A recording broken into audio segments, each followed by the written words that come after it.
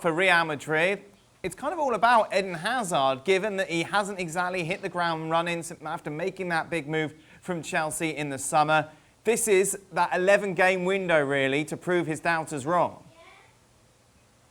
Yeah, and of course, if he does play a key part in them winning the league, this will be seen, without any doubt at all, as a hugely successful signing. Even more so, of course, if Real Madrid were to go on and do something in the Champions League, overcome that first leg defeat against Manchester City and continue to progress.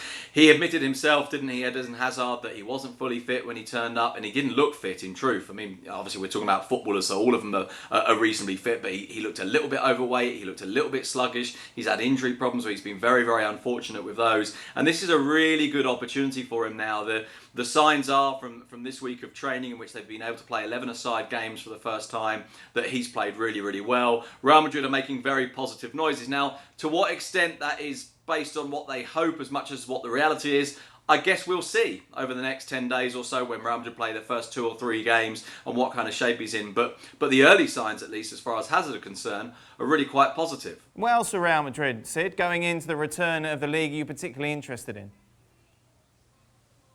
Well, I mean, I suppose the really big question from when you look at Real Madrid and what's left is how much of an impact it will have on them that they are not going to play at the Santiago Bernabeu. There are only 2 teams in Spain's first division who aren't going to play at home. That's Real Madrid and Levante. They're both going to play elsewhere. Real Madrid going to play in the training ground at Valdebebas, which is to the northeast of Madrid. Levante, by the way, are playing 150 kilometres away. In both cases, because their home stadiums are having work done on them. But will that have an impact? Now, obviously, when this whole process began, we felt like the impact might not be that significant because all of these games will be played behind closed doors.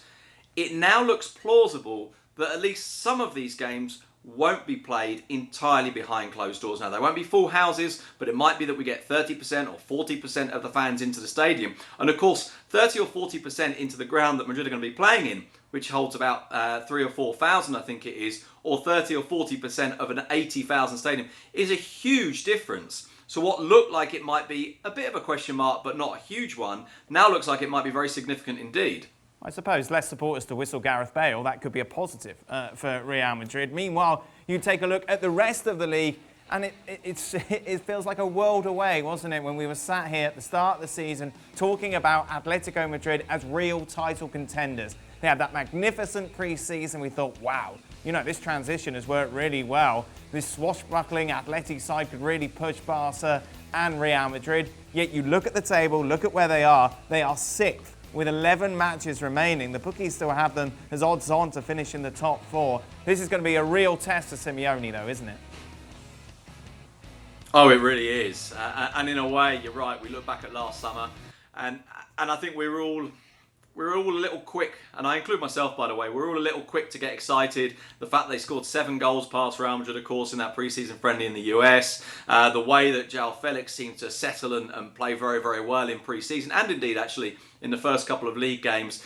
But I think deep down, and we did discuss this at the time, we were doubtful how far Atletico Madrid would go down the road of evolving into a different type of team. You describe them as swashbuckling.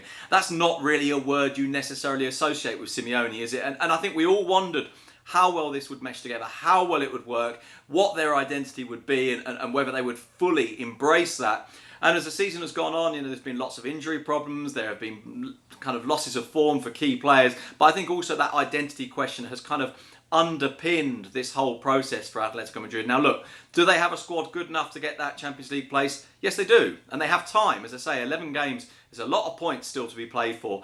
But they weren't expecting to be in this position. They were expecting to be competing for the title. And as it is, they're going to have a real battle on their hands to even get a Champions League place for next year. And by the way, they have budgeted for the Champions League next year. If they don't get in it, the impact will be gigantic.